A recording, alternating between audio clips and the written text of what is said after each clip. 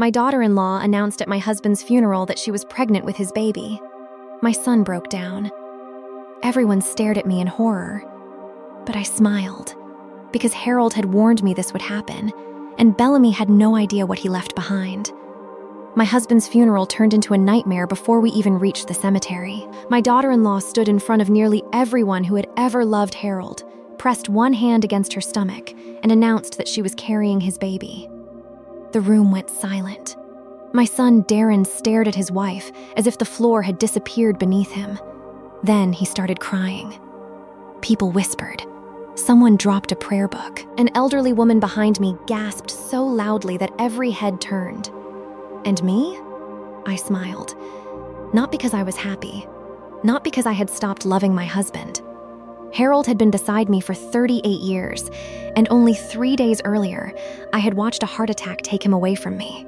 I still felt as though part of my body had been removed, and no one had bothered to tell my mind how to live without it. I smiled because Bellamy had just done exactly what Harold warned me she might do, and she had absolutely no idea what he had left behind. Before I tell you what happened next, welcome to When Family Breaks One. If stories about betrayal, family loyalty, hidden motives, and the difficult choices people make when trust collapses mean something to you, subscribe to the channel and stay with me. Your support helps us keep telling stories that are not only dramatic, but worth thinking about long after they end. My name is Bessie. I was 64 when Harold died, and until that funeral, I believed grief would be the hardest thing I had to survive.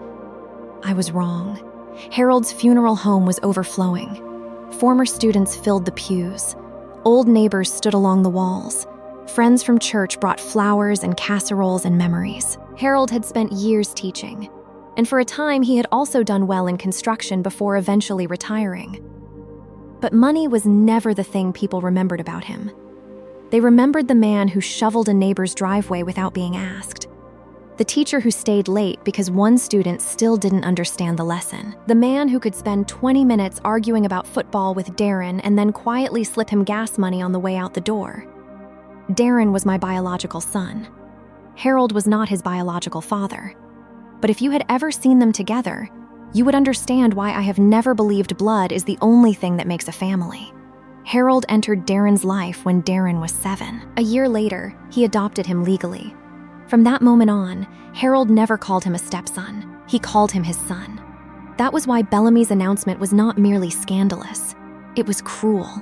If Darren believed her, then his wife had betrayed him with the man he considered his father. If I believed her, then the husband I had trusted for almost 4 decades had betrayed our marriage. And if the community believed her, Harold's final memory would be stained before we had even lowered him into the ground. Bellamy had chosen the one moment when everyone was emotionally defenseless. I have thought about that many times since.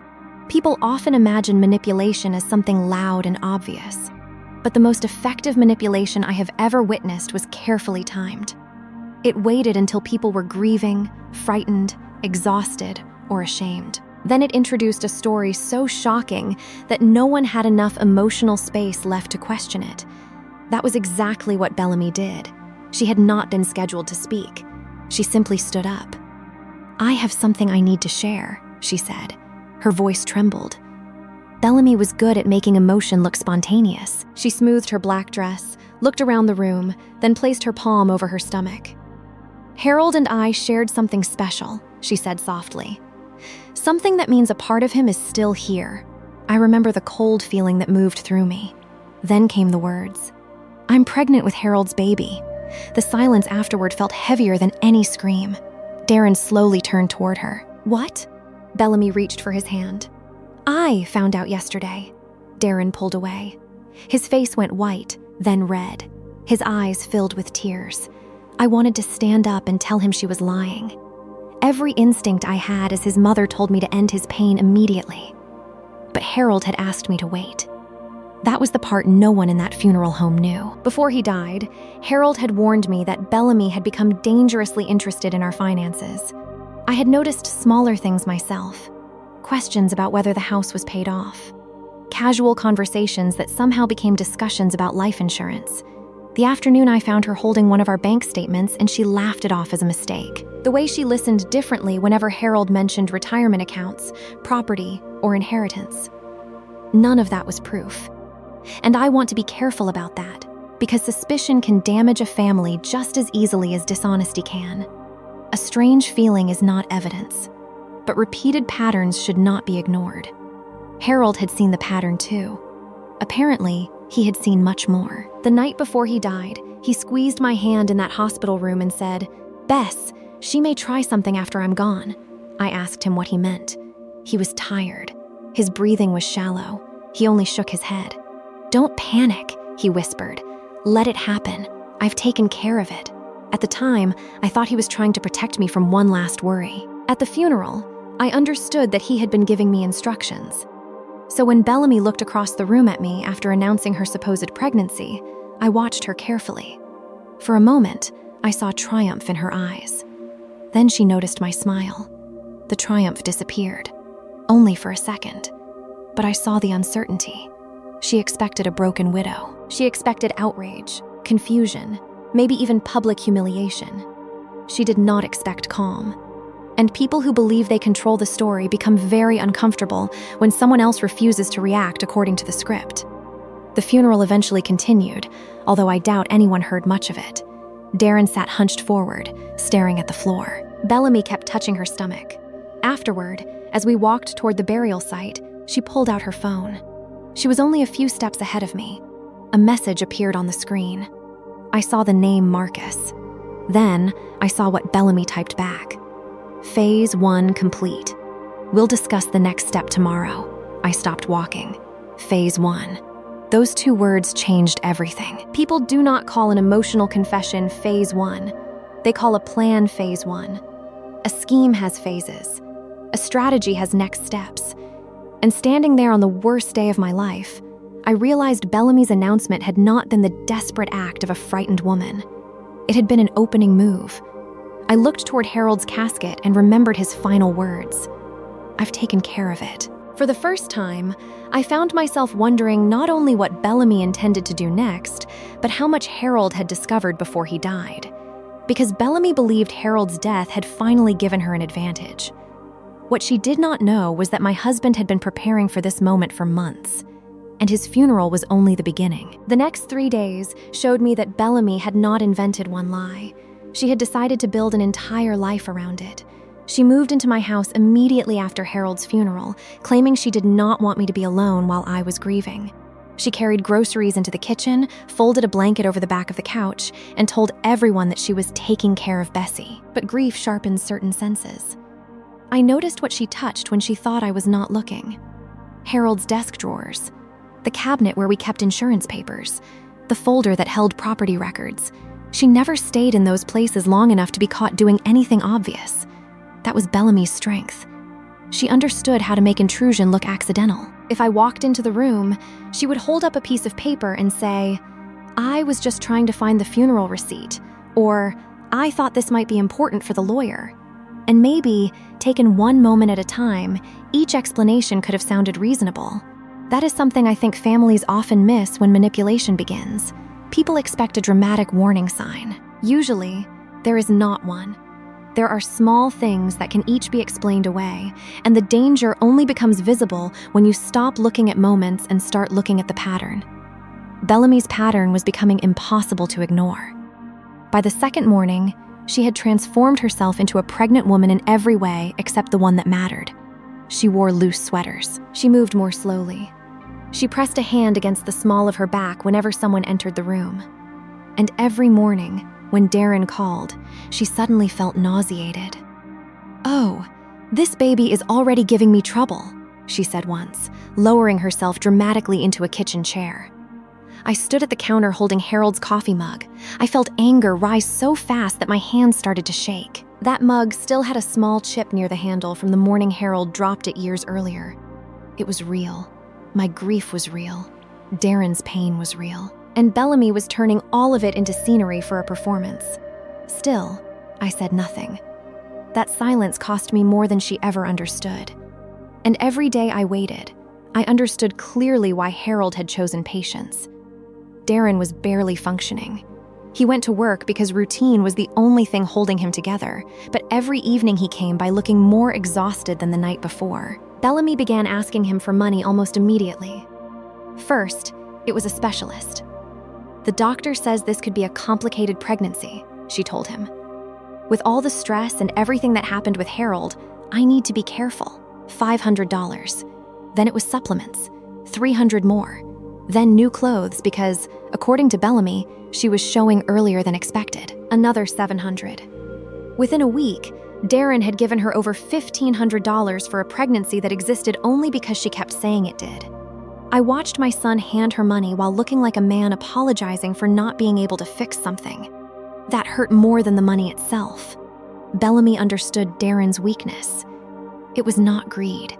It was guilt. He had started wondering whether Harold and Bellamy had somehow fallen in love behind his back. That thought was destroying him. But instead of becoming angry, Darren turned the pain inward. "Maybe I missed something," he told me one night. "Maybe Dad was lonely. Maybe Bellamy was confused.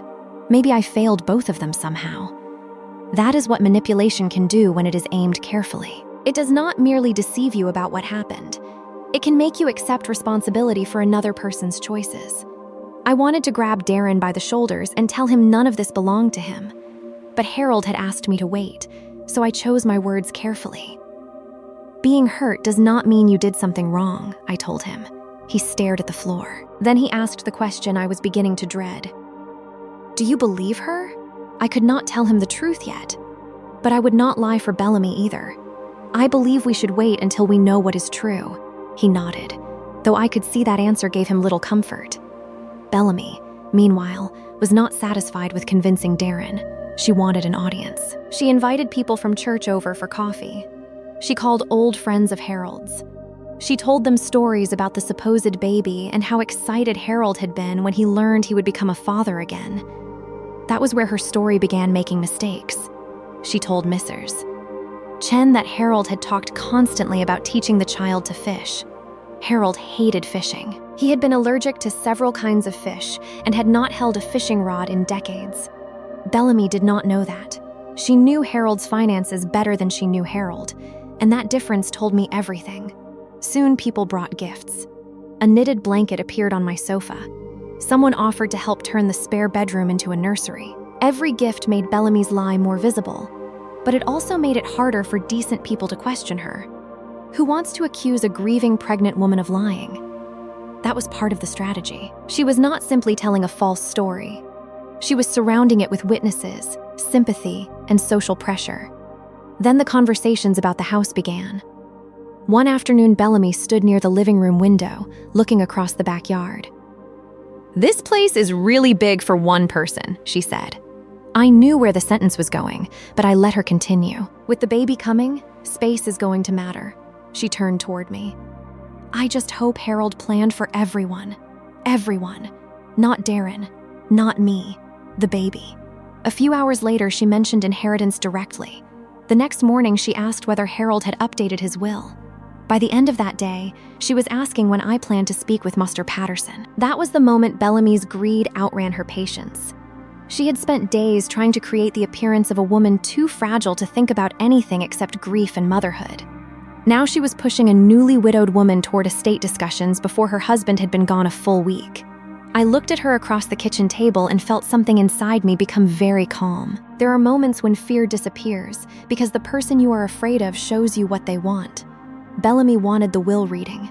She wanted it quickly.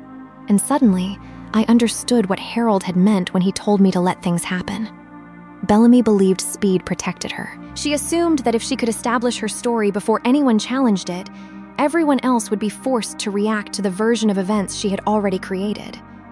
What she did not know was that Harold had prepared for the exact meeting she was now demanding. "You're right," I said. Bellamy blinked. "I am? We should meet with Mr. Patterson." Genuine excitement suddenly broke through her performance. "I think that would be best for everyone," she said. "I'm sure you do." She studied my face. I smiled lightly. Harold left specific instructions about his estate. Something changed in her eyes. It lasted less than a second, but I saw it. Fear. Then she recovered. "Harold was always careful," she said. "Yes," I replied, especially near the end. That afternoon, I called Muster Patterson. He had handled Harold's legal affairs for over 20 years. When I told him Bellamy was pushing for a meeting, there was a long silence on the phone. Then he said, "Bessie, Harold told me this call might come." My grip tightened around the receiver. When? 3 months ago? That answer sent a chill through me. Harold had not simply suspected Bellamy near the end. He had been preparing for her for months. "Muster, Patterson scheduled the meeting for Tuesday morning." When I hung up, Bellamy was standing in the doorway. "Well?" she asked. "Tuesday," she smiled. A real smile this time, relieved, hungry, certain. She thought she had forced me to open the door to Harold's money. What she did not understand was that Harold had already decided what would be waiting on the other side. And for the first time since the funeral, I was not afraid of what Bellamy might do next. I was afraid of what she was about to discover. By the time Tuesday morning arrived, Bellamy still believed the will reading was the doorway to the future she had been trying to create, while I had begun to understand that Harold had designed that doorway to open in an entirely different direction. Muster, Patterson's office felt colder than I remembered. Maybe it was the air conditioning. Maybe it was grief. Or maybe it was the strange awareness that everyone sitting in that room believed we had come to discuss money, when in reality we were about to find out what kind of family we had been living in. Bellamy had dressed carefully. She wore a flowing black dress and flat shoes. A bottle of water sat beside her chair. She carried crackers in her purse and touched her stomach every few minutes as though she needed to remind everyone why she was there. Darren sat beside her. He looked exhausted. He still held her hand, but not naturally. His fingers rested around hers like a habit his heart had not yet decided whether to keep. I sat across from them wearing Harold's favorite blue dress. He used to tell me it made my eyes look younger. That morning I did not feel young. I felt like a woman carrying 38 years of memories into a room where somebody had tried to rewrite them in less than a week. Muster Patterson closed the door and placed a thick folder on his desk. "I need everyone to understand something before we begin," he said. Harold left very specific instructions regarding this meeting. Bellamy straightened slightly. "What kind of instructions?" Muster Patterson did not answer her immediately. He opened the folder and removed a sealed envelope. This letter was written approximately 3 months before Harold died. My heart began pounding. 3 months. The same words Muster Patterson had used on the phone. Bellamy's face remained calm, but I saw her fingers tighten around Darren's hand. Muster Patterson broke the seal. He began reading Harold's words. First came love. Harold wrote about our marriage, about the years Bessie and Harold had struggled, laughed, raised Darren, paid bills, buried relatives, celebrated birthdays, and built an ordinary life together. Then he addressed Darren, "My son in every way that matters." Darren looked down. His jaw trembled. That sentence alone almost broke me, because families often argue about blood when love has already answered the question. Harold had chosen Darren every day since he was 7 years old. Adoption had made it legal, but devotion had made it real long before paperwork ever did. Then, Muster Patterson's voice changed. Harold continued by saying that, during the final months of his life, he became aware of deception, manipulation, and unusual interest in his estate. Bellamy stopped touching her stomach. Muster Patterson read on. Harold believed that after his death, someone might attempt to create a false claim involving a pregnancy in order to gain access to money or property. No one moved. I watched Bellamy's face lose color. Darren slowly turned toward her. "What is he talking about?" Bellamy forced a laugh. "This is ridiculous. Harold was sick. Maybe he was confused." I felt anger move through me, but I kept my voice quiet. Harold had expected denial. That was becoming clear. And this is something I have learned to respect about evidence. Truth does not need to shout when it has been preserved carefully. Bellamy tried another explanation. "Maybe he misunderstood something I said." "Mr. Patterson looked at her. "You made a public statement at Harold's funeral concerning a pregnancy and Harold's paternity. I was emotional. You were specific. I never meant it the way people took it."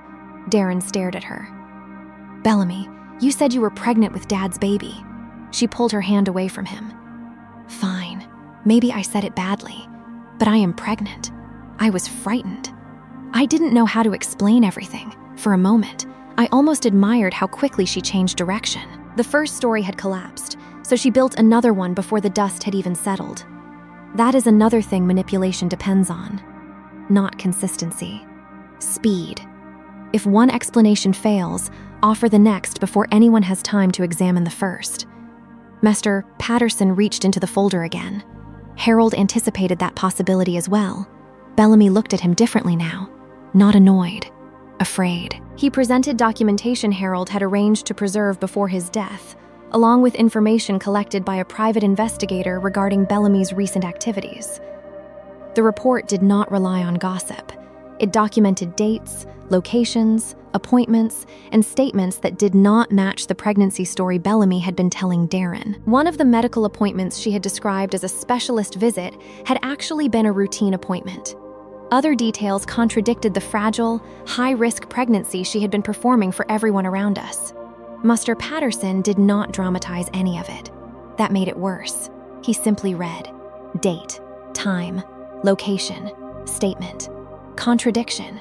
Darren's face changed with every line. He looked at Bellamy as though he were watching a familiar person disappear. "Are you pregnant?" he asked. She said nothing. "Bellamy." Her eyes moved from Darren to me, then to Master Patterson. Finally, she dropped her hand from her stomach. "No!" The word was almost too quiet to hear. Darren leaned back. I will never forget his expression. It was not anger yet. It was grief, another kind of grief. He had already lost Harold. Now he was losing the marriage he thought he had. "I gave you money," he said. Bellamy looked away. "For appointments, vitamins, clothes. I sat there feeling guilty because I thought my own father had betrayed me, and you knew none of it was true. You don't understand." "No," he said. "I really don't." Then Bellamy did something I had been expecting. She attacked Harold. "There are things you don't know about him," she said. Her voice hardened. "Things between Harold and me, financial things, promises." Darren looked at me. That hurt. Not because he accused me of anything, because for 1 second I saw doubt return. Bellamy had found the last weapon available to her. Harold was dead. Dead people cannot walk into rooms and defend themselves. Or at least, that was what Bellamy thought. "Master." Patterson reached beneath the folder and removed a small video device. Harold anticipated this accusation too. Bellamy stood up. "I don't have to sit here and listen to this, Master." Patterson remained calm. "That is your decision." Darren looked at her. "Sit down." Something in his voice made her stop. She slowly returned to her chair. "Master?" Patterson turned on the screen, and suddenly Harold was sitting in front of us again. I had not prepared myself for that. For a moment, I forgot Bellamy. I forgot the will. I forgot every question in the room. There was my husband in his study, wearing the gray sweater I had bought him for Christmas. His face looked thinner than I remembered, but his eyes were sharp. I wanted to reach through the screen and touch him. Then Harold spoke. "Darren, son, if you are watching this, then I need you to know that none of what happened is your fault." Darren covered his mouth. Harold continued. He explained that 3 months earlier, Bellamy had approached him with what she called a business proposition. She knew details about his insurance, retirement accounts, property, and estate planning that Harold had never knowingly shared with her. That alone concerned him. Then she began asking whether he intended to update his will. She suggested that she deserved greater financial protection. And eventually, according to Harold, the conversation became much darker. Bellamy began speaking about what could happen after Harold died. She raised the idea that a supposed child could complicate an estate. She suggested that claims made after someone's death could be difficult and expensive for grieving relatives to challenge. Darren stood. "You talked about this before he died?" Bellamy's mouth opened. Nothing came out. Harold continued from the screen. He said that once he understood what Bellamy was suggesting, he made a decision. He did not confront her. He let her believe he was listening. That frightened me more than anything else Harold had said, because I knew my husband. Harold was patient when patience had a purpose. He allowed Bellamy to keep talking while he preserved records of their conversations and consulted professionals about protecting the family.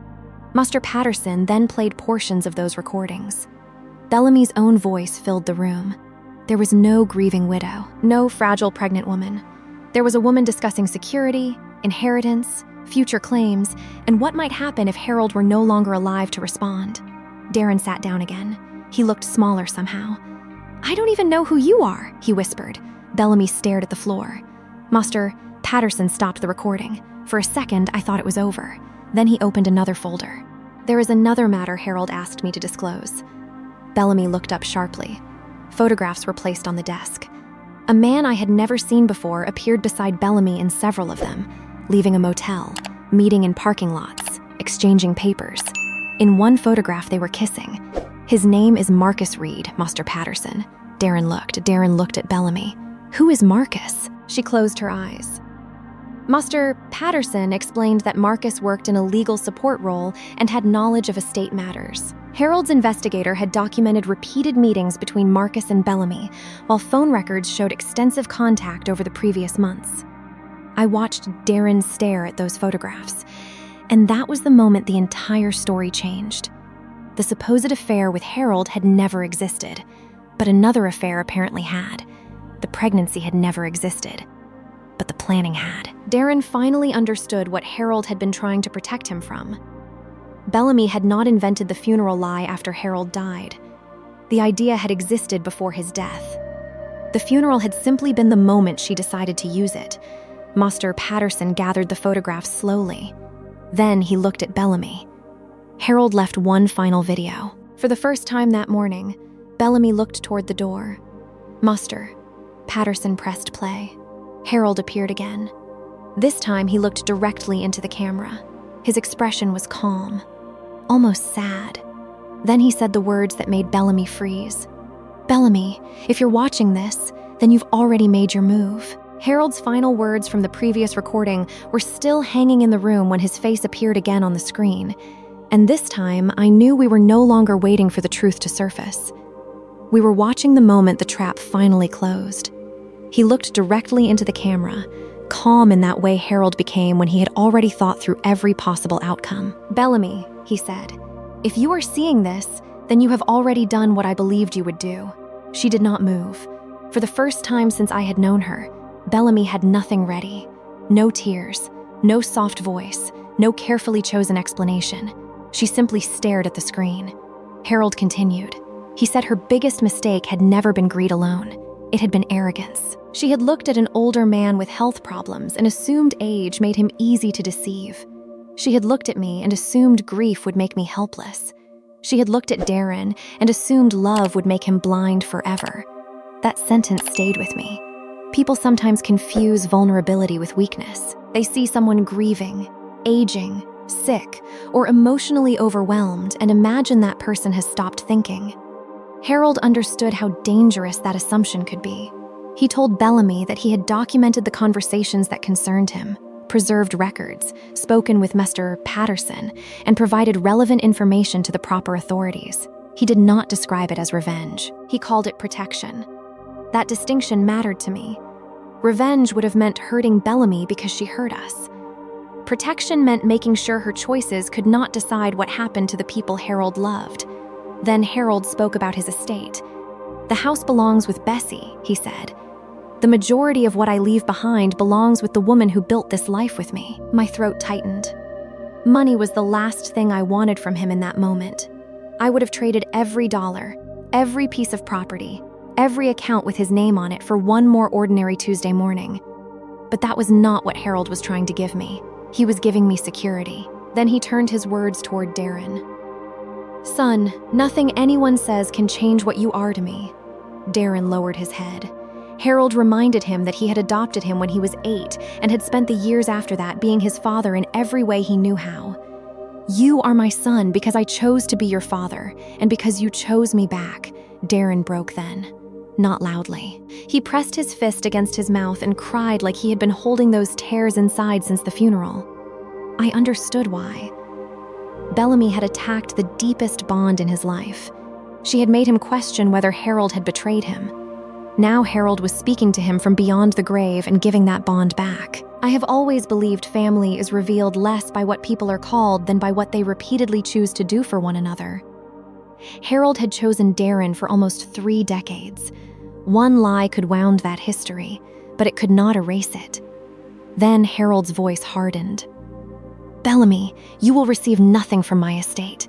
She stood so quickly her chair scraped against the floor. "This is insane." Mr. Patterson remained seated. Harold kept speaking.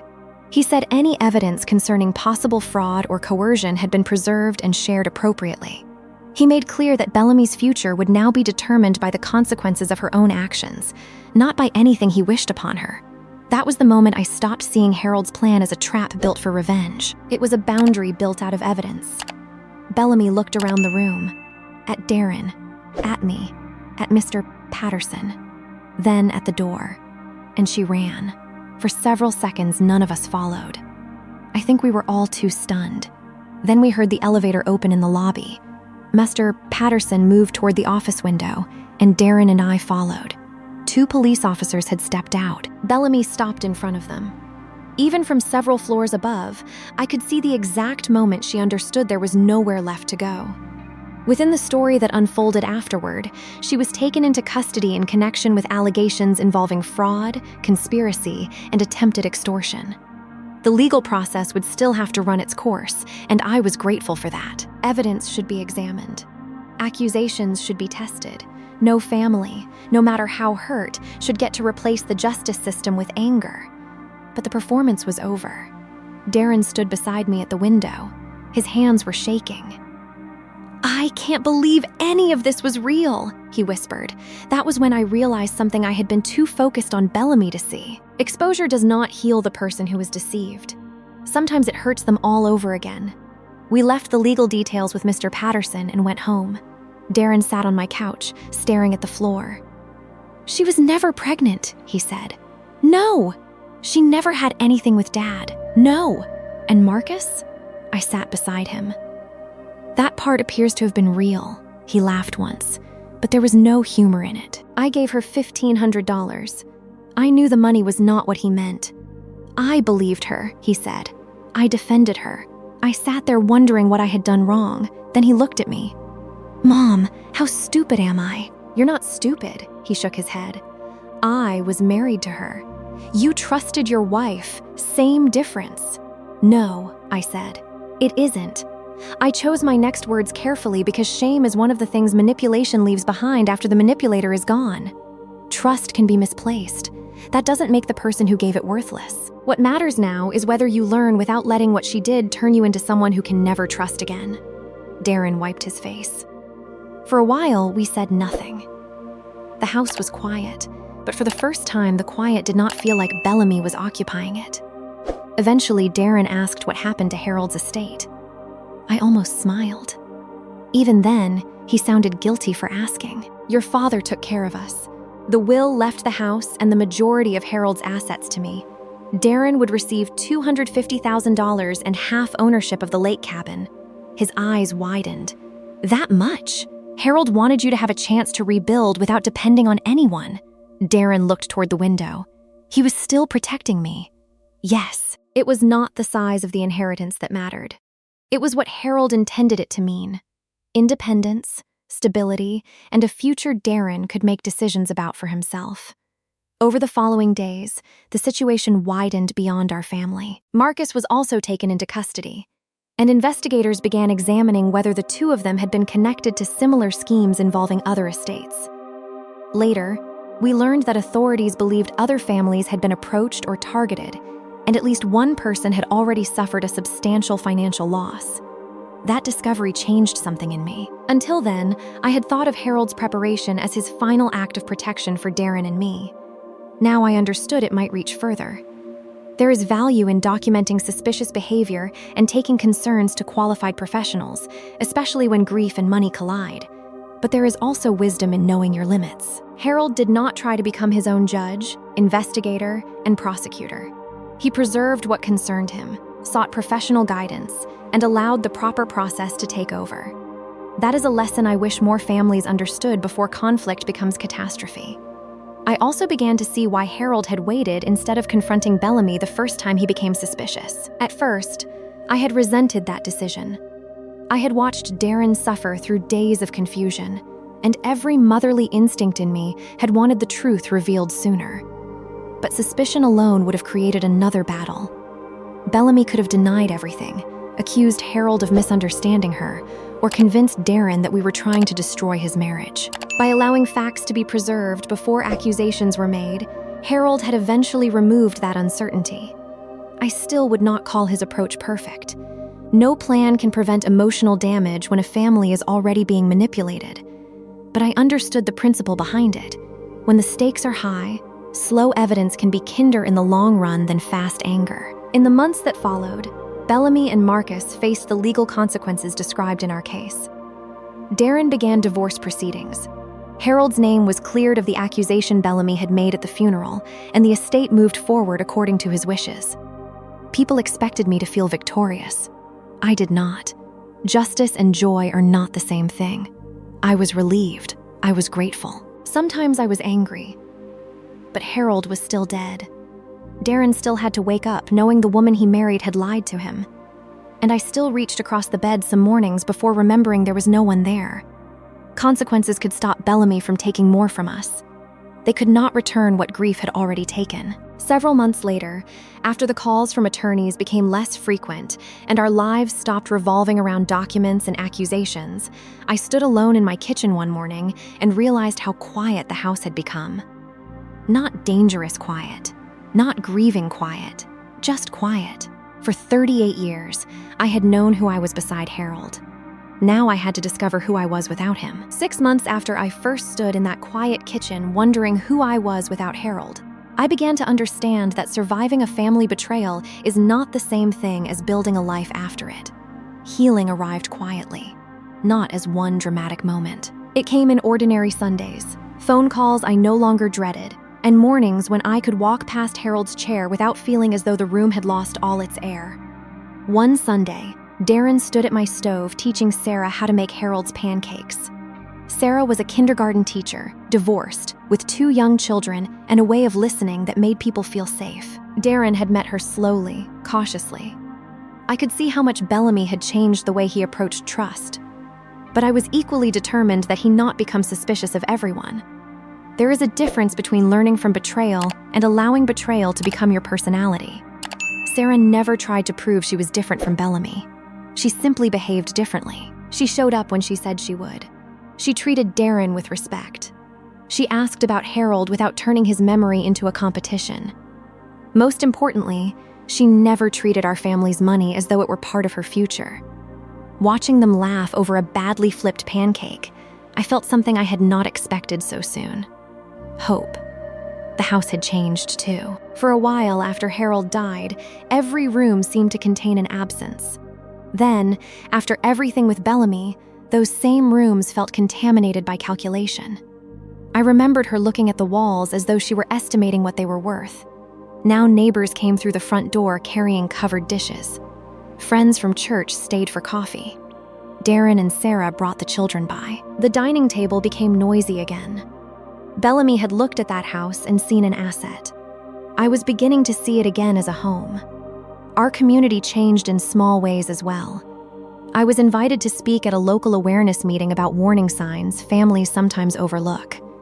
I always made one point clear. Do not accuse people because of one uncomfortable feeling. But do not ignore a pattern either.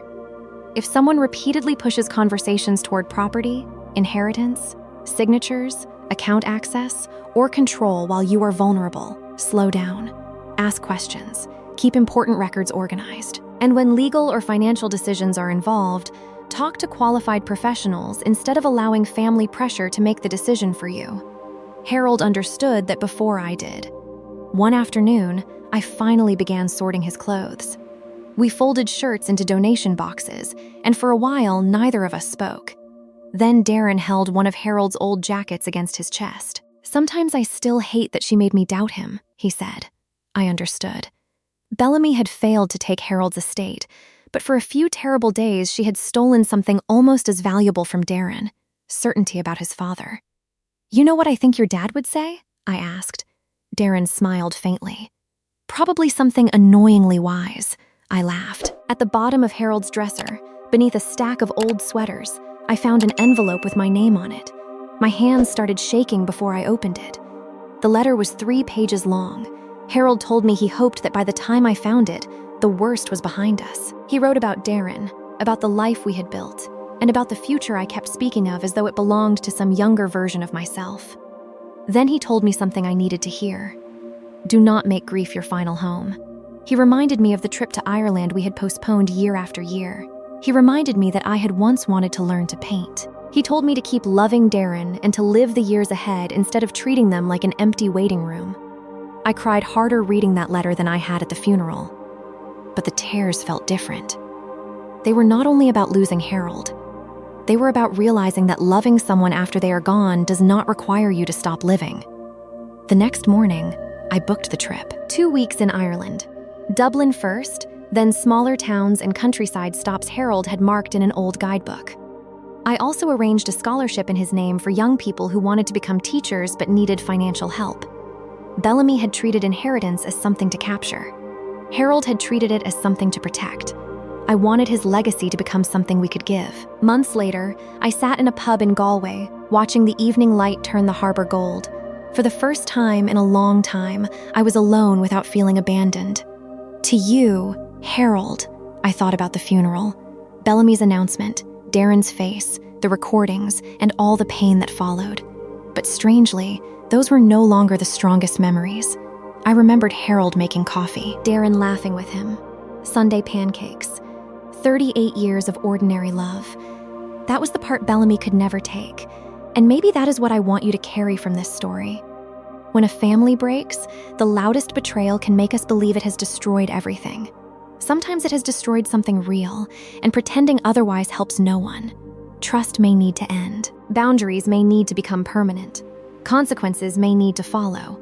But another person's dishonesty does not have to become the final chapter of your life. Pay attention to patterns. Protect your independence. Seek reliable help when important legal or financial decisions are involved. And never confuse being loving with surrendering your right to question what does not feel right. Most of all, do not let someone who betrayed your family decide who you become afterward. Bellamy thought Harold's death would make us easier to control. Instead, the truth gave Darren a chance to rebuild, gave me the courage to live independently, and turned Harold's memory into something larger than the money she wanted.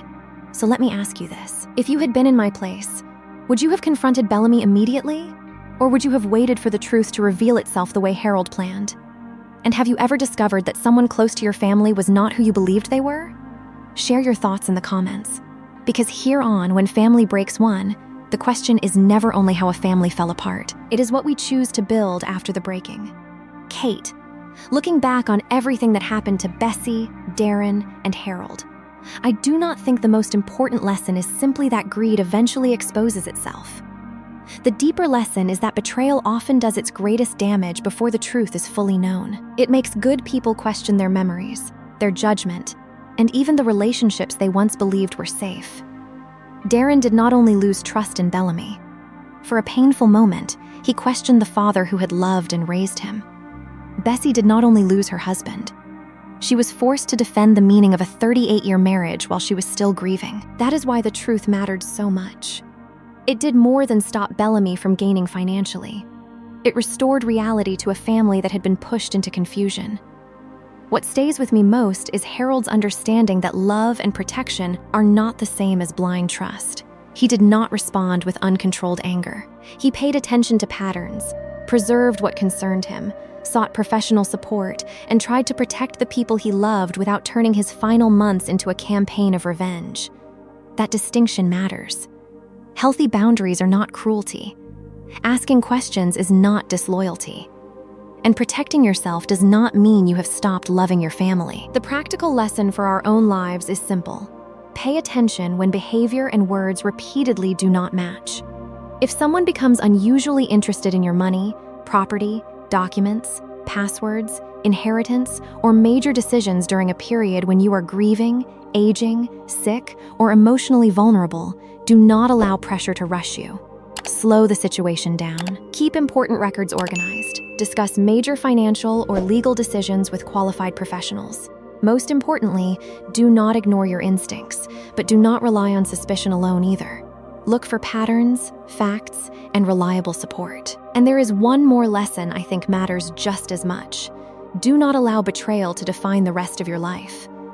Bessie eventually understood that Harold protected their future so she could actually live it. Darren had to learn how to trust again without becoming naive. Healing did not erase what happened. It simply stopped what happened from owning everything that came afterward. So I want to ask you one simple question. If you were Bessie, would you have confronted Bellamy immediately? Or would you have waited for the truth to come out? Please share your answer in the comments so everyone can read different points of view and learn from one another. And if you enjoy stories that explore what happens when trust, family, and loyalty are tested, please subscribe to When Family Breaks One. Your support gives us the motivation to keep creating more meaningful stories for you.